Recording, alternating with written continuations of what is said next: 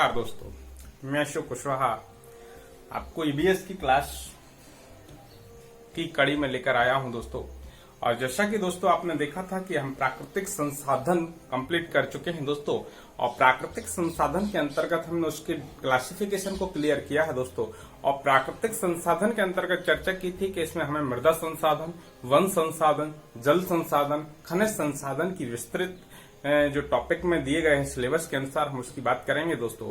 तो आज हम दोस्तों वन के ऊपर चर्चा करेंगे। वन संसाधन बहुत इंपॉर्टेंट टॉपिक है जो एनवायरनमेंट से रिलेटेड है दोस्तों, और इसी की कड़ी में हम इकोलॉजी और बायोडायवर्सिटी के बारे में भी अध्ययन करेंगे एवं विभिन्न सारी परियोजनाओं का भी अध्ययन करेंगे दोस्तों।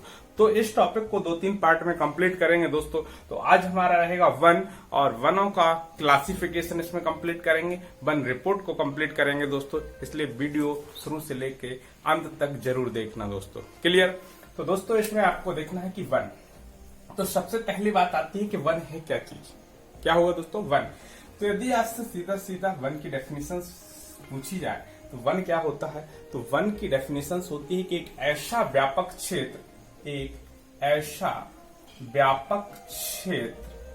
जो वृक्षों द्वारा आच्छादित होता है, वृक्षों द्वारा आच्छादित होता है और पर्यावरण के साथ साथ संपूर्ण जैविक क्षमता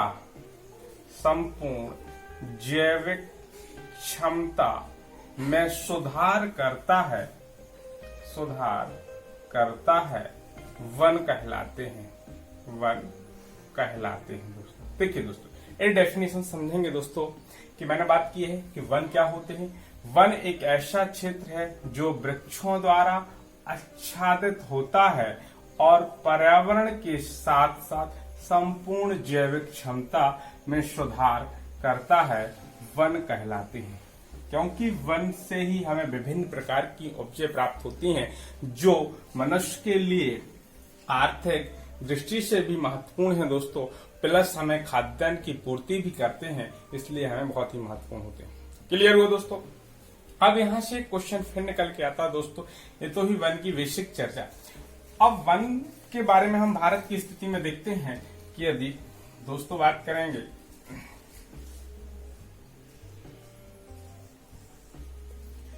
दोस्तों, इस भारत की मैप से समझेंगे।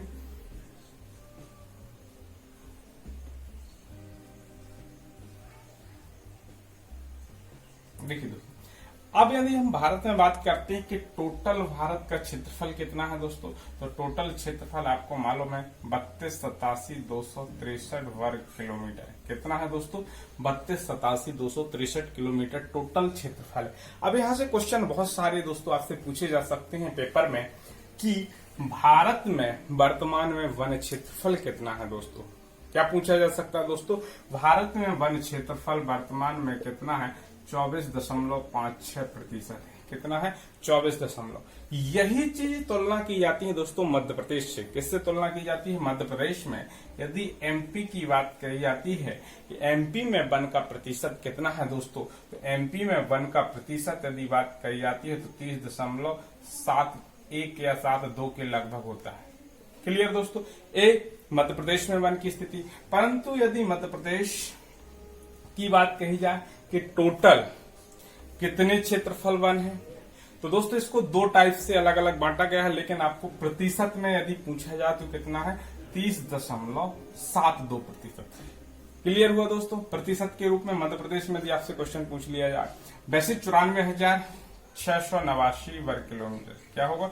94,689 वर्ग किलोमीटर क्षेत्रफल पर क्या है? वन है। ये तो मध्य प्रदेश की तुलना और भारत में। क्लियर हुआ दोस्तों?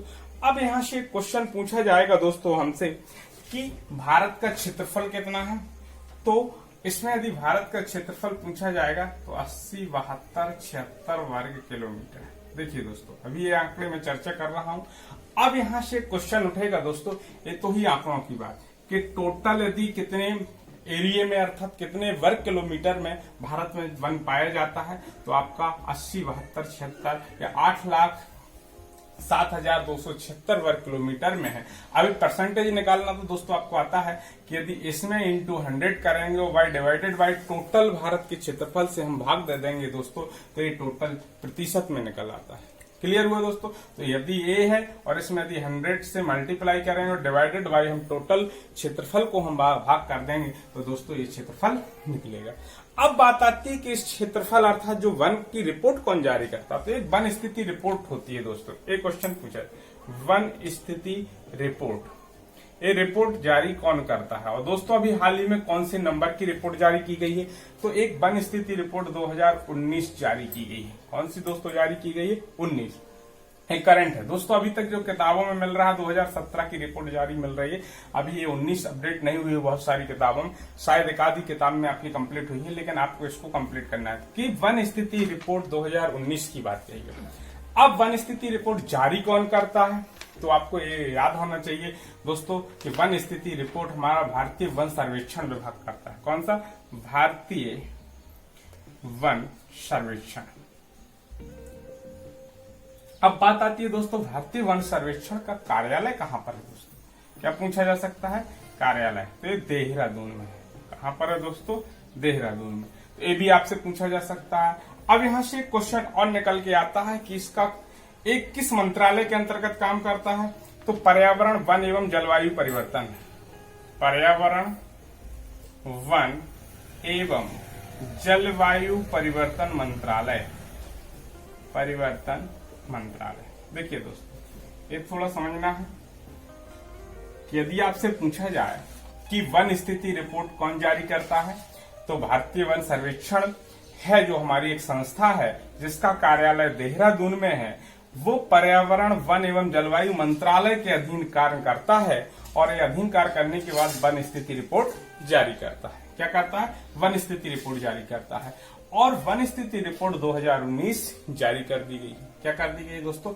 वन स्थिति रिपोर्ट जारी की गई है। अब यहां से क्वेश्चन निकलेगा कि वन स्थिति रिपोर्ट 2019 के अनुसार भारत में वन की स्थिति के बारे में पूछा जा सकता है दोस्तों। अब यदि भारत में 3 टाइप से क्वेश्चन पूछा जा सकता है दोस्तों आपसे। इसमें ये पूछा जा सकता है कि एक वनावरण के बारे में पूछा जाए, वनावरण और वृक्षावरण, फिर केवल वनावरण की बात कही जाएगी और फिर वृक्षावरण की बात कही जाएगी। देखिए दोस्तों, ये 3 पॉइंट आपसे पेपर में पूछे जा सकते हैं कि भारत में वन स्थिति रिपोर्ट 2019 के अनुसार क्षेत्रफल कितना है। तो दोस्तों ये मैंने पहली लाइन दी थी कि 80, 72, 76 जो वर्ग किलोमीटर है, एक क्षेत्रफल किसका है दोस्तों? वनावरण और वृक्षावरण का। जो टोटल क्षेत्रफल हमारी इस रिपोर्ट के द्वारा आंकड़े निर्धारित किए गए हैं उसके अनुसार टोटल क्षेत्रफल ए है। और यदि उसका प्रतिशत पूछा जाएगा दोस्तों तो 24.56% है। एक प्रतिशत की बात है। क्लियर हुआ दोस्तों? इसके बाद दोस्तों आपसे पूछा जा सकता है केवल वनावरण के बारे में। तो इसमें 712,249। देखिए दोस्तों, यदि आपसे केवल वनावरण का प्रतिशत पूछा जाए 712,249 से और इसका प्रतिशत पूछा जाएगा दोस्तों 21.67%। कितना रहेगा दोस्तों? 21.27। एक कम ही पूछा जाएगा, सबसे ज्यादा आपको वनावरण वृक्षावरण यही क्वेश्चन सीधा सिंपल पूछा जाएगा दोस्तों। लेकिन कभी यदि ऐसा भी पूछ ले कि केवल वनावरण का परसेंटेज कितना है, यह क्षेत्रफल कितना है, तो 712,249 अर्थात 21.67% है। इसके बाद आपका दोस्तों पूछा जा सकता है कि केवल वृक्षावरण, तो 95,027 वर्ग किलोमीटर है दोस्तों। और इसका प्रतिशत भी पूछा जाए, यदि प्रतिशत भूल जाए, यदि 2 ही भी याद है तो इसमें से इसको घटा देंगे दोस्तों, तो इसका परसेंटेज निकल आएगा अर्थात 2.89%। क्लियर हुआ दोस्तों? ये तो हुए हमारे वन स्थिति रिपोर्ट 2019 के अनुसार वनावरण, वृक्षावरण, केवल वनावरण, केवल वृक्षावरण की स्थिति। क्वेश्चन यहां से दोस्तों एक फिर बनेगा आपका पेपर में कि वन स्थिति रिपोर्ट सबसे पहले भारत में कब से लागू की गई है दोस्तों। एक क्वेश्चन यहां से फिर बनेगा। जो वन स्थिति रिपोर्ट है 1987 से प्रारंभ की गई थी दोस्तों। याद रखना, कब से प्रारंभ की गई थी? 1987 में पहली रिपोर्ट जारी की गई थी। क्या की गई थी दोस्तों? पहली रिपोर्ट जारी की गई। तो एक क्वेश्चन यहां से, यदि बात कही जाए 2019 में कौन से नंबर की रिपोर्ट जारी की गई है दोस्तों, तो ये 16वें नंबर की। कौन से नंबर की है दोस्तों? 16वीं रिपोर्ट जारी की गई है और जो 2019 में जारी की गई। क्लियर हुए दोस्तों। पहला क्वेश्चन कि वन स्थिति रिपोर्ट कब से प्रारंभ की गई? 1987 से की गई थी। अभी हाल ही में वन स्थिति रिपोर्ट 2019 कौन से नंबर की? 16वीं रिपोर्ट के रूप में जारी की गई। अब दोस्तों क्वेश्चन बनेगा कि कितने वर्ष के अंतराल में वन स्थिति रिपोर्ट जारी की जाती है? तो दोस्तों क्वेश्चन होगा तो ये प्रति 2 वर्ष में, कितनी होते? 2 वर्ष के अंतराल में ये वन स्थिति रिपोर्ट जारी की जाती है। क्लियर हुआ दोस्तों? स्क्रीनशॉट ले लीजिए दोस्तों। इसके बाद हम आगे भी देखेंगे कि इसमें और क्या क्या चेंजेस हुआ है दोस्तों। एक क्वेश्चन और दोस्तों यहां से पूछा जा सकता है आपसे पेपर में कि अभी हाल ही की जो 16वीं वन रिपोर्ट जारी की गई है और 15वीं वन रिपोर्ट जारी की गई थी, तो जो हमारा भारतीय दूर संवेदी उपग्रह रिसोर्स सेट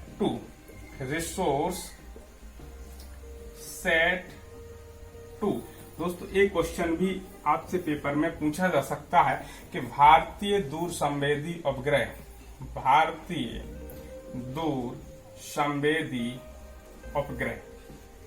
इस सैटेलाइट के माध्यम से, और सैटेलाइट में कौन सा? रिसोर्स 2, अच्छे से याद रखना, रिसोर्स सेट 2 का उपयोग किया जाए। यदि आया कि किस उपग्रह का उपयोग वन स्थिति रिपोर्ट 2019 जारी करने में उपयोग किया गया है, तो रिसोर्स सेट 2 का उपयोग किया गया है। और इसमें यदि ये भी क्वेश्चन पूछ लिया जाए कि लगभग कितने स्थानों से आंकड़े प्राप्त किए गए हैं, लगभग 2200 से अधिक स्थानों से आंकड़े प्राप्त किए गए हैं वन स्थिति रिपोर्ट के। कितने स्थानों से दोस्तों? 2200, लगभग 2200 स्थानों के आंकड़ों को कंप्लीट करके, और इसमें किस उपग्रह का उपयोग किया गया है? रिसोर्स सेट 2 का उपयोग किया गया है। क्लियर हुआ दोस्तों। यहां से फिर 1-2 क्वेश्चंस और पूछे जा सकते हैं दोस्तों कि इस रिपोर्ट के अनुसार भारत के किस राज्य में सबसे अधिक क्षेत्रफल पे वन पाए जाते हैं और प्रतिशत में सबसे अधिक कहां पाए जाते हैं? दोस्तों यदि हमसे क्षेत्रफल में बात कही जाएगी तो मध्य प्रदेश में है। कहां पर दोस्तों क्षेत्रफल की बात कही जाएगी तो वन स्थिति रिपोर्ट 2019 के अनुसार भारत में सबसे अधिक क्षेत्रफल के रूप में मध्य प्रदेश में वन पाए जाते हैं दोस्तों। और सेकंड नंबर पे आपके अरुणाचल प्रदेश और छत्तीसगढ़ क्रम पूछा जाएगा, अरुणाचल प्रदेश और छत्तीसगढ़। देखिए दोस्तों एक क्वेश्चन भी याद रखना, फर्स्ट नंबर, सेकंड नंबर और थर्ड नंबर। क्लियर हुआ दोस्तों। इसी से यहाँ प्रतिशत के रूप में देखिए दोस्तों, एक क्षेत्रफल के रूप में राज्यों की स्थिति पूछी जा सकती है आपसे पेपर में। और फिर अगला क्वेश्चन यहाँ से ये भी पूछा जा सकता है कि प्रतिशत के रूप में सबसे अधिक किस राज्य में होता है दोस्तों? कहां पर है दोस्तों? मिजोरम में। कहां पर? मिजोरम की बात करिए। अब यहां से केवल आपको पहले का ही आपको याद रखना है कि मिजोरम में कितने प्रतिशत है, तो 85.4%। देखिए दोस्तों केवल एक का आंकड़ा याद रखना, फिर इसके बाद सेकंड और थर्ड भी आपका नाम याद रखना है कि अरुणाचल प्रदेश और मेघालय, अरुणाचल और मेघालय। देखिए दोस्तों आंकड़े बहुत अधिक होते हैं। पहले आपको केवल ये याद रखना है कि सबसे प्रतिशत में अधिक क्षेत्रफल में कहां पाए जाते हैं, तो 85% भाग पर केवल मिजोरम में वन पाए जाते हैं। फिर इसके बाद सेकंड नंबर पर प्रतिशत में कहां पर? अरुणाचल प्रदेश में है। फिर थर्ड नंबर पर कहां पर है दोस्तों? मेघालय में। यदि अरुणाचल प्रदेश में भी आपसे पूछा जाए तो 79.63% भाग पर पाए जाते हैं। कितने पर? 79.63 और 76.33% भाग पर। तो दोस्तों केवल आपको ये याद रखना है, ये आंकड़े याद रहे या न रहे इसके बारे में आपको नहीं देखना है, सबसे ज्यादा यही पूछा जाएगा कौन सा राज्य।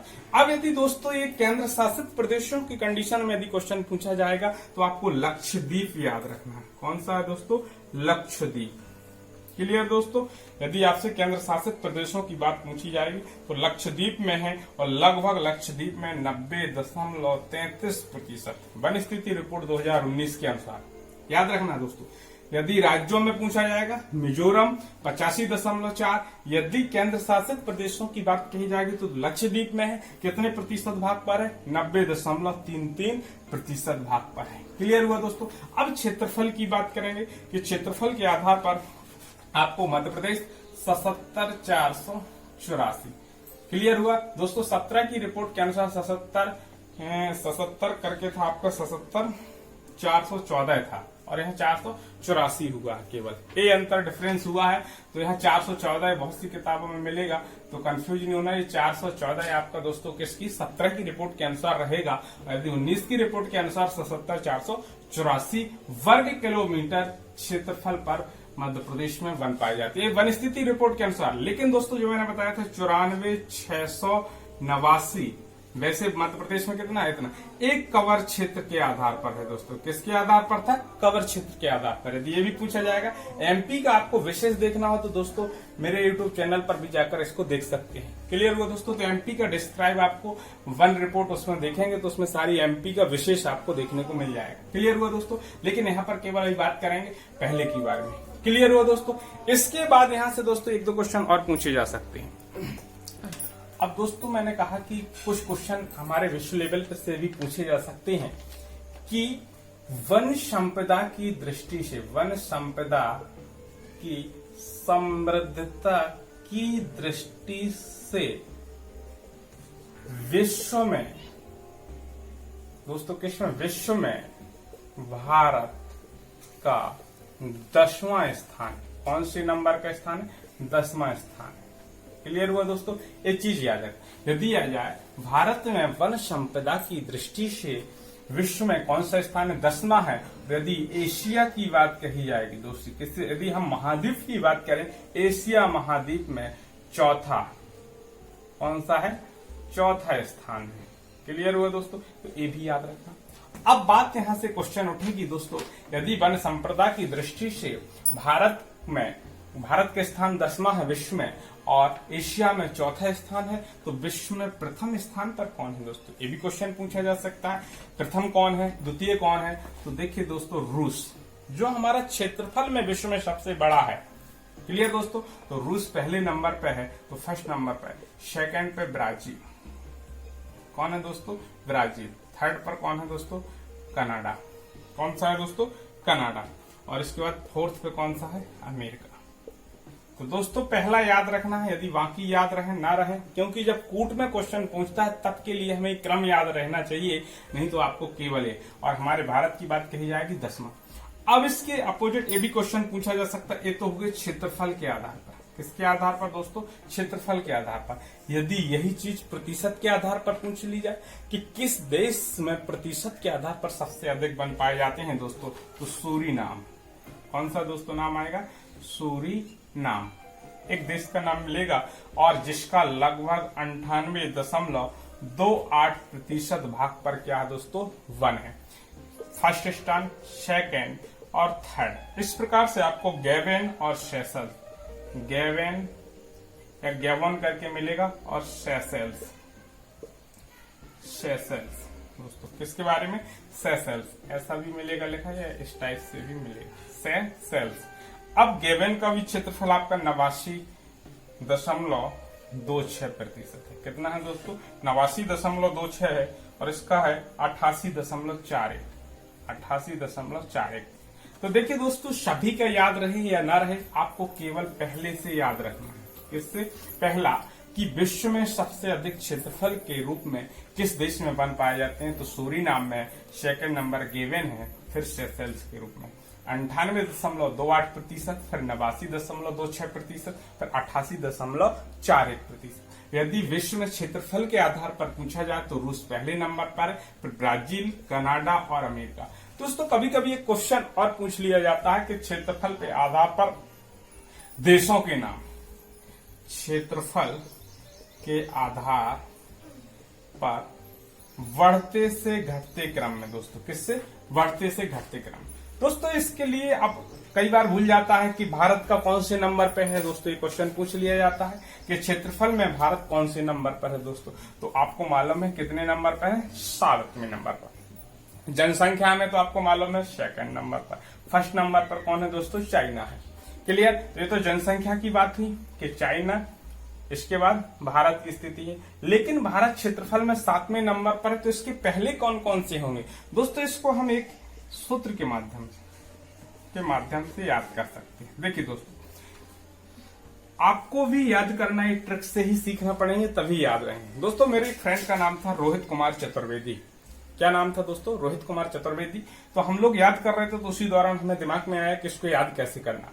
तो मैंने कहा आरकेशी अबव आ, मतलब इस प्रकार से हमने सूत्र को बनाया, तो हमारा सूत्र कंप्लीट हुआ। और इसी के आधार पर हमारे क्षेत्रफल के आधार पर बढ़ते से घटते क्रम में देशों के नाम याद हो गए। आर से रशिया की बात करेंगे अर्थात रूस की बात करेंगे, के से कनाडा की बात करेंगे, सी से चाइना चीन की बात करेंगे। क्या होगा? चीन। दोस्तों याद करना, सबसे अधिक क्षेत्रफल वाला देश कौन सा है? रूस। रूस के बाद कनाडा है, फिर चीन है। अब यहां बात आती है आ, और यहां भी आ जाती है दोस्तों। तो पहले आ का मतलब अमेरिका, संयुक्त राज्य अमेरिका की बात करेंगे। फिर ब्रा से ब्राजील की बात करेंगे। किसकी बात करेंगे दोस्तों? ब्राजील। फिर यहां से ऑस्ट्रेलिया की बात करेंगे।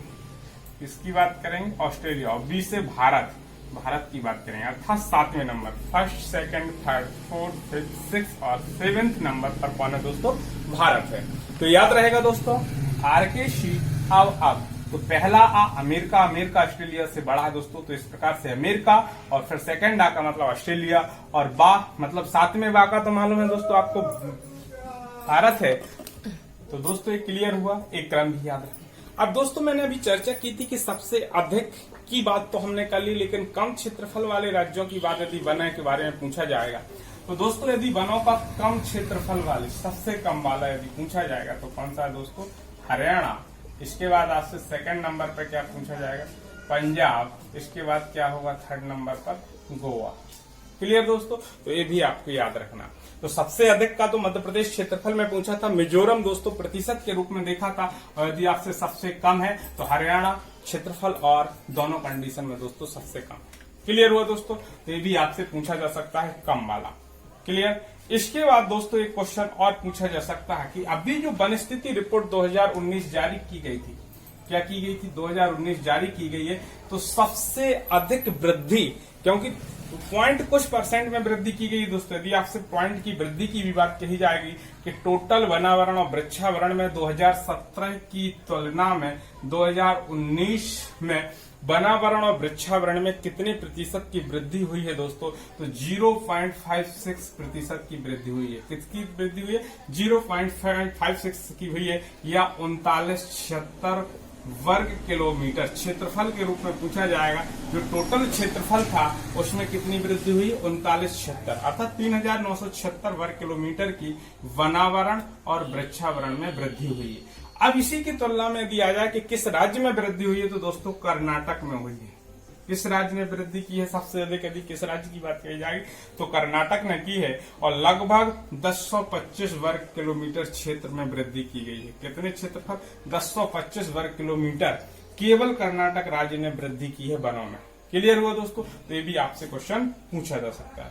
एक क्वेश्चन और दोस्तों बन सकता है कि भूटान के बारे में क्वेश्चन पूछा गया था कि भूटान एक ऐसा राज्य है जिसके संविधान में निश्चित किया गया कि वहां 70%, कितने प्रतिशत पर दोस्तों? 70% भाग पर वन लगाने का वहां पर प्रावधान किया गया। अब बात आती है कि वन स्थिति रिपोर्ट के बारे में और एक हमारी वन नीति, जो दोस्तों अगला टॉपिक रहेगा वन अधिनियम और वन नीति के बारे में अभी मैं बताऊंगा। तो वन नीति में उसी के अनुसार हमारी जो भारतीय वन रिपोर्ट होती है दोस्तों, उसमें कुछ प्रावधान किए गए हैं कि भारत में 1/3 भाग पर क्षेत्रफल पर वन होना चाहिए, जिस आंकड़े को हम प्राप्त नहीं कर पाए, क्योंकि भारत में टोटल कितना है? 24.56% है, परंतु जो वन नीति कहती है, वन नीति के अनुसार कितना प्रतिशत होना चाहिए? 33%। कितना होना चाहिए? 33%। क्लियर? 1/3 होना चाहिए, जो उसको कंप्लीट नहीं कर पाते। इसके बाद देखेंगे दोस्तों वनों का क्लासिफिकेशन।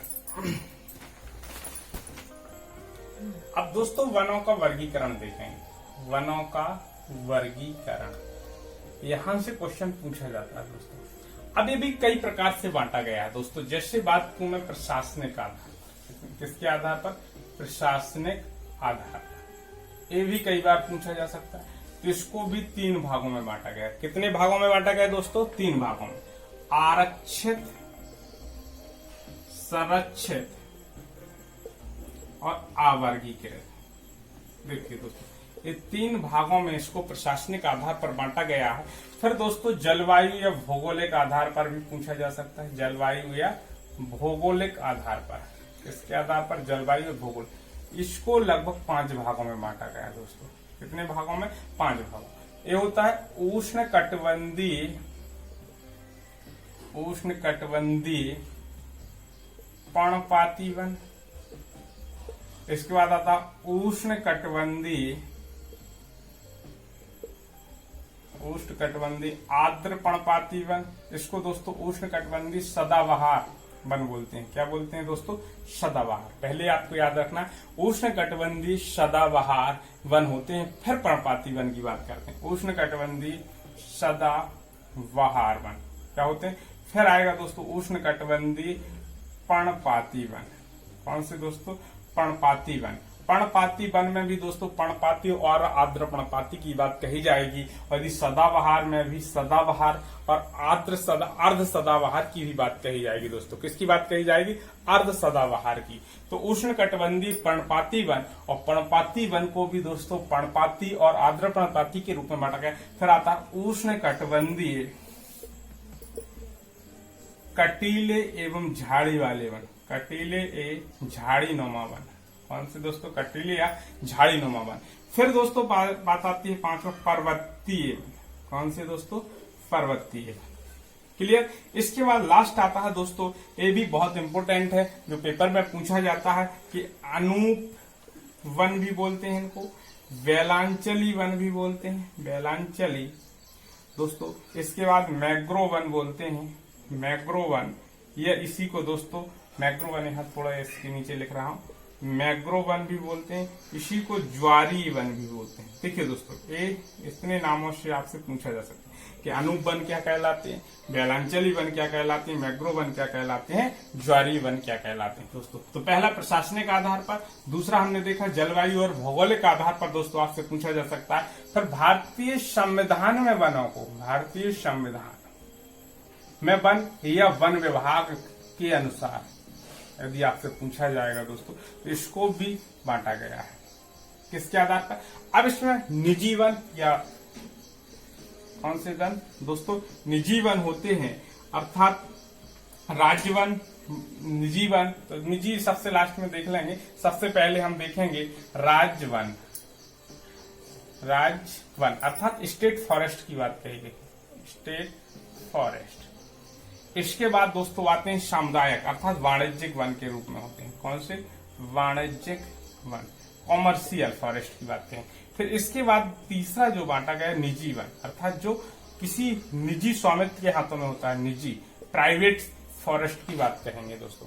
तो स्टेट फॉरेस्ट, कॉमर्शियल फॉरेस्ट और प्राइवेट फॉरेस्ट की जब बात करते हैं दोस्तों, तो ये किसके अनुसार बांटे गए? भारतीय संविधान में या वन विभाग के अनुसार इनका डिवाइडेशन किया गया। तो तीसरा पार्ट भी देखेंगे दोस्तों। चौथा उपयोगिता के आधार पर भी क्वेश्चन पूछ लिया जाता है कि उपयोगिता के आधार पर, किसके आधार पर? उपयोगिता के आधार पर दोस्तों इसको भी तीन भागों में बांटा गया। उपयोगी वन, उपयोगी वन, इसके बाद संभाव्य उपयोगी, संभाव्य उपयोगी वन, और इसके बाद होते हैं दोस्तों अन्य वन। देखिए दोस्तों, ये भी आ जाए कि उपयोगिता के आधार पर वनों को कितने भागों में बांटा गया? तीन भागों में बांटा गया। क्लियर हुआ दोस्तों? उपयोगिता के बाद व्यापारिक आधार पर भी क्लासिफिकेशन पूछा जा सकता है। व्यापारिक आधार पर, किसके आधार पर? व्यापारिक। पांचवा, इसको दो भागों में बांटा गया। कितने भागों में दोस्तों बांटा गया? दो। विपण्ड वन कहलाते हैं, विपण्ड वन और अविपण्ड वन,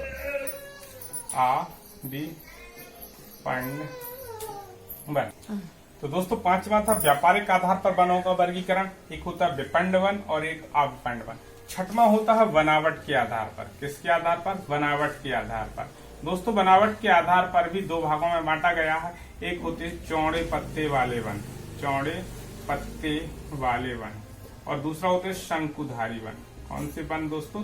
शंकुधारी वन। दोस्तों ये क्लासिफिकेशन इसका किया गया है। अब इसका थोड़ा डिटेल समझेंगे दोस्तों, जो पेपर में आपसे पूछे जा सकते हैं। दोस्तों पहली बात की है मैंने प्रशासनिक आधार पर। प्रशासनिक आधार पर वनों को तीन भागों में बांटा गया, आरक्षित, संरक्षित और अवर्गीकृत की बात कही गई है दोस्तों।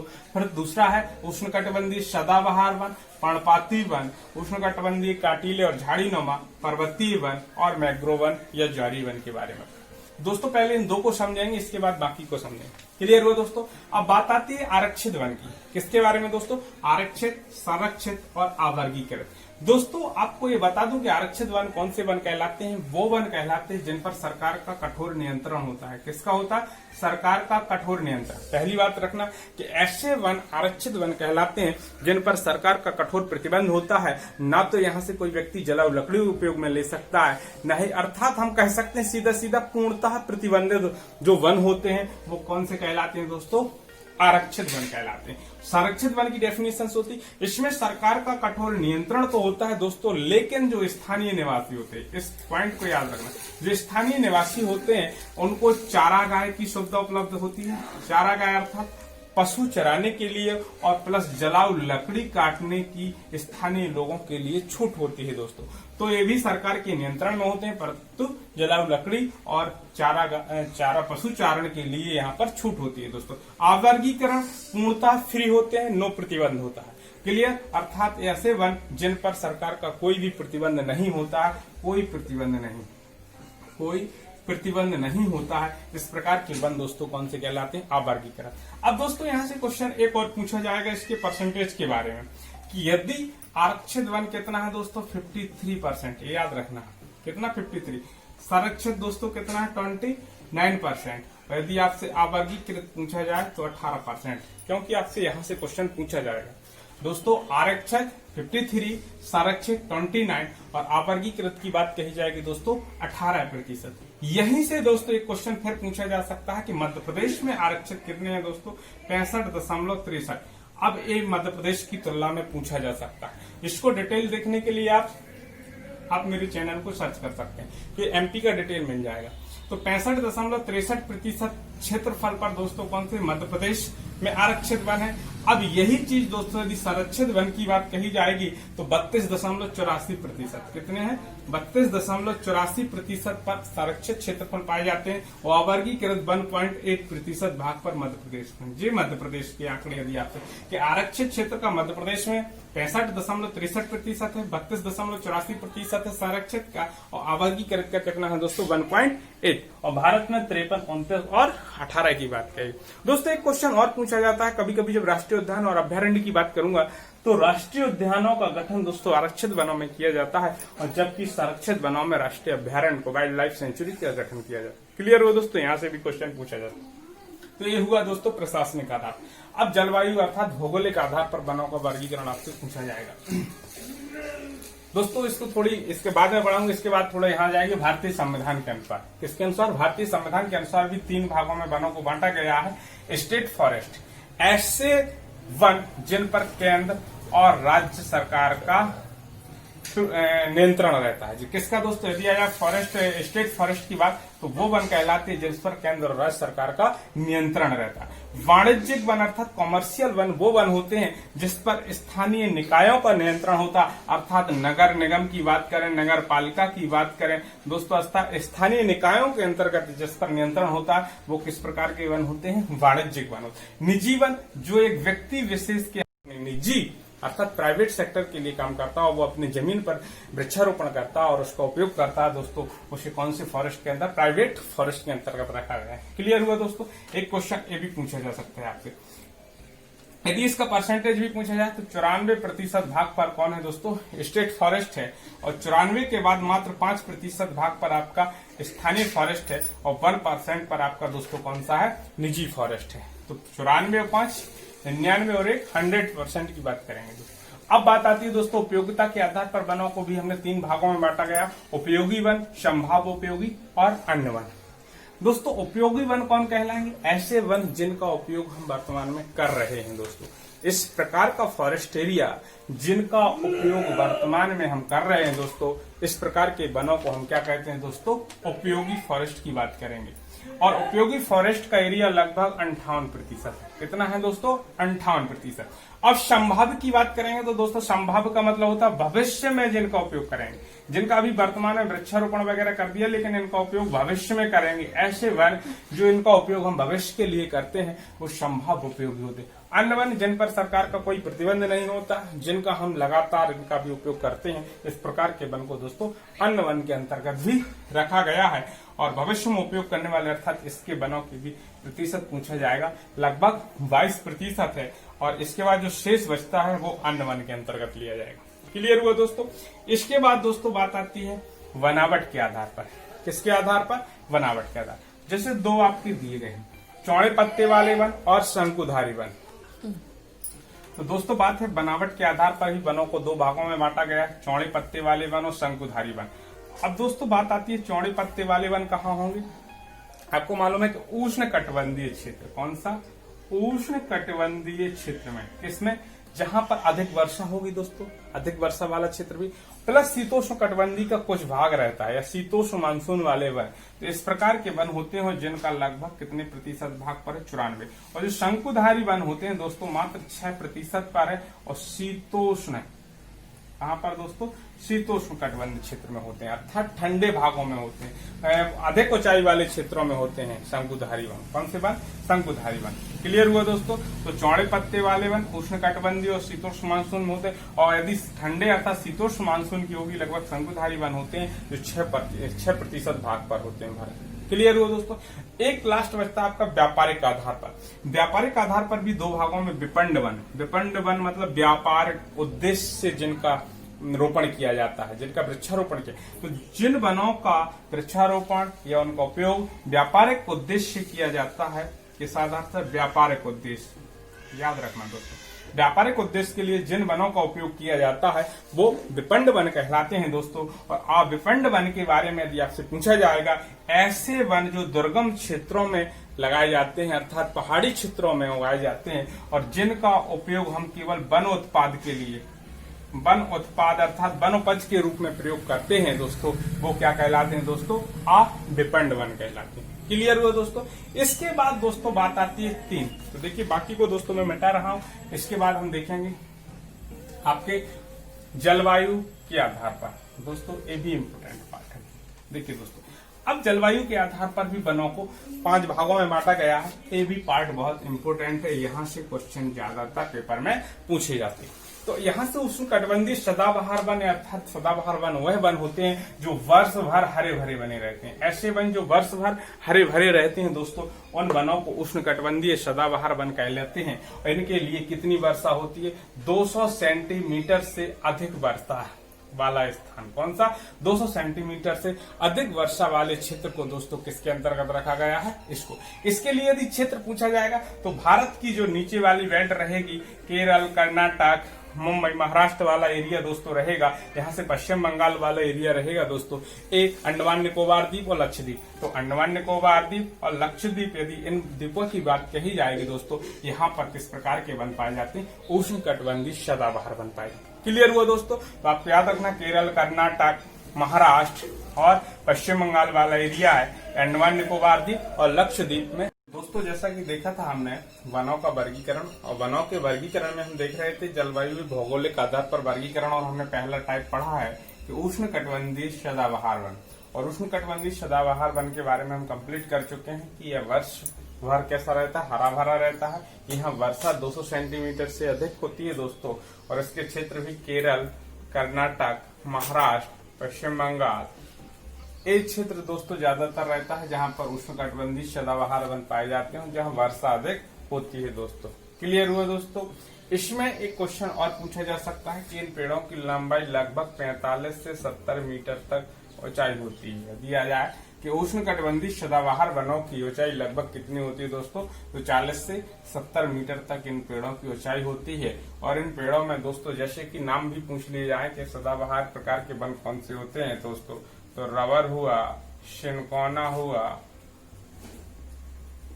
देखिए दोस्तों देखना है, रबर, सिनकोना, आबनूस। तो सिनकोना का भी कई बार दोस्तों क्वेश्चन पूछेगा, तो इसको वनोपज के अंतर्गत हम अध्ययन करेंगे। सिनकोना का उपयोग किस चीज के लिए किया जाता है? तो मलेरिया की दवाई बनाने के लिए दोस्तों सिनकोना का उपयोग किया जाता है। इसमें फिर महोगनी, बांस भी दोस्तों आता है। तो ये कुछ नाम रहेंगे, आयरन बोर्ड, नारियल, ये सारी चीजें रहते हैं। नारियल, आयरन बोर्ड, एक कुछ महत्वपूर्ण वृक्षों के नाम भी आपसे पेपर में पूछे जा सकते हैं। क्लियर हुआ दोस्तों। इसी प्रकार से आपसे क्वेश्चन पूछा जा सकता है उष्णकटिबंधीय, किसके बारे में दोस्तों, उष्णकटिबंधीय कौन सा होगा, उष्णकटिबंधीय पर्णपाती वन के बारे में भी आपसे क्वेश्चन बनेगा। तो इसके लिए आ जाता है कि उष्णकटिबंधीय पर्णपाती वन को भी दोस्तों दो भागों में बांटा गया। यदि इसकी वर्षा का स्तर पूछा जाए तो लगभग 70 से लेकर 200 सेंटीमीटर तक वर्षा किसमें होती है दोस्तों, उष्णकटिबंधीय पर्णपाती। अब इसको भी दोस्तों दो भागों में, जैसे मैंने कहा कि उष्णकटिबंधीय आर्द्र पर्णपाती, दोस्तों एक वो आर्द्र पर्णपाती के रूप में पूछा गया है, और इसी को दूसरा जो रहेगा शुष्क पर्णपाती, शुष्क पर्णपाती। देखिए दोस्तों ये दो टाइप से पूछा जा सकता है कि उष्णकटिबंधीय पर्णपाती को भी दो भागों में बांटा गया, अर्थात 100 से 200 सेंटीमीटर वर्षा वाले वन कौन से कहलाते, उष्णकटिबंधीय आर्द्र पर्णपाती वन कहलाते हैं, और शुष्क पर्णपाती 70 से 100 सेंटीमीटर वर्षा वाला क्षेत्र जो रहता है दोस्तों वो क्या कहलाता है, शुष्क पर्णपाती कहलाता है। अब इसके लिए दिया जाए कि तराई क्षेत्र जो मुख्य रूप से रहेगा, या उत्तराखंड का ढालू क्षेत्र होता है, उत्तराखंड और हिमाचल का जो ढालू क्षेत्र रहेगा दोस्तों वो आर्द्र पर्णपाती के अंतर्गत रहेगा, और यहाँ से बिहार और उत्तर प्रदेश का जो मैदानी भाग रहता है दोस्तों, मैदानी भाग वो क्या रहेगा दोस्तों, शुष्क पर्णपाती वन के अंतर्गत रहेगा। अब दोस्तों इसके बारे में भी यदि आपसे लगभग पेड़ों की ऊंचाई पूछी जाएगी तो यहाँ पर जो पेड़ों की ऊंचाई होती है 30 से 45 मीटर होती है। क्या होती है, 30 से 45 मीटर। इसका भी क्षेत्र पूछा जाएगा दोस्तों, पूरा वही है कि भारत की जो स्थिति मैंने बतलाई थी आपको कि नीचे का सारी बेल्ट में यहाँ पर भी ए वन भी पाए जाते हैं, आपका केरल, कर्नाटक, महाराष्ट्र, तमिलनाडु वाला अर्थात पूर्वी पश्चिमी घाट का एरिया भी रहेगा, और दोस्तों ये तराई प्रदेश वाला एरिया कंप्लीट रहता है, तो इसके अंतर्गत भी इसमें शामिल किया जाता है। इसके बाद दोस्तों आता है उष्णकटिबंधीय कटीले वन। कौन से दोस्तों, उष्णकटिबंधीय कटीले झाड़ीनुमा वन। इसका तो दोस्तों इसके बारे में जैसे आप देखेंगे कि उष्णकटिबंधीय कटीले वन है तो इनका यदि वर्षा का स्तर रहता है 70 सेंटीमीटर से कम वर्षा वाले एरिया में, कहाँ पर दोस्तों, 70 सेंटीमीटर से कम वर्षा वाले एरिया में दोस्तों कौन से पाए जाते हैं, उष्णकटिबंधीय कटीले झाड़ीनुमा। इसका एरिया पूछा जाएगा दोस्तों तो हरियाणा, पंजाब, गुजरात या राजस्थान, गुजरात, मध्य प्रदेश का कुछ एरिया, यहाँ पर दोस्तों कौन से वन पाए जाते हैं दोस्तों, ये उष्णकटिबंधीय कटीले या झाड़ीनुमा। और यदि मध्य प्रदेश की बात करते हैं तो दोस्तों मध्य प्रदेश में ये उष्णकटिबंधीय पर्णपाती वन भी पाए जाते हैं। कौन से दोस्तों, उष्णकटिबंधीय। इसका भी क्लासिफिकेशन मध्य प्रदेश में देखेंगे तो वहां भी मिलेगा। क्लियर हुआ दोस्तों। और ये बात आ जाएगी कि 70 सेंटीमीटर से कम वर्षा वाले स्थान पर कौन से वन पाए जाते हैं, उष्णकटिबंधीय कटीले और झाड़ीनुमा। इसमें जैसे आता था बबूल, खेजड़ी, कैक्टस, इस प्रकार से जितने वन होते हैं दोस्तों या झाड़ीनुमा जितने भी वन होते हैं दोस्तों वो कहाँ पर पाए जाते हैं, उष्णकटिबंधीय कटीले या झाड़ीनुमा। दोस्तों अब बात आती है पर्वतीय वन की। तो इसके अंतर्गत यदि आपसे पूछा जाए पर्वतीय वन में वर्षा कितनी होती है, लगभग 200 से 200 सेंटीमीटर वर्षा का स्तर पर्वतीय वन में रहता है। कहाँ पर रहता है दोस्तों, पर्वतीय वन के अंतर्गत रहता है। और इसमें यदि वनों की बात कही जाएगी कि वन कौन कौन से होते हैं तो ये भी बेल्ट दोस्तों यदि बात कही जाएगी पर्वतीय वन, तो पर्वतीय वन दोस्तों पूरा रहेगा कि भारत का जो आपका पश्चिमी घाट वाला एरिया रहेगा और हिमालय पर्वत वाला एरिया दोस्तों, यहाँ पर दोस्तों इस प्रकार के वन पाए जाते हैं। अब इसमें नाम यदि आपसे पूछे जाएंगे कि कौन कौन से, जैसे ओक का नाम सुना होगा, चीड़ का नाम सुना होगा, तो ये वृक्ष कुछ रहते हैं, ओक, चीड़।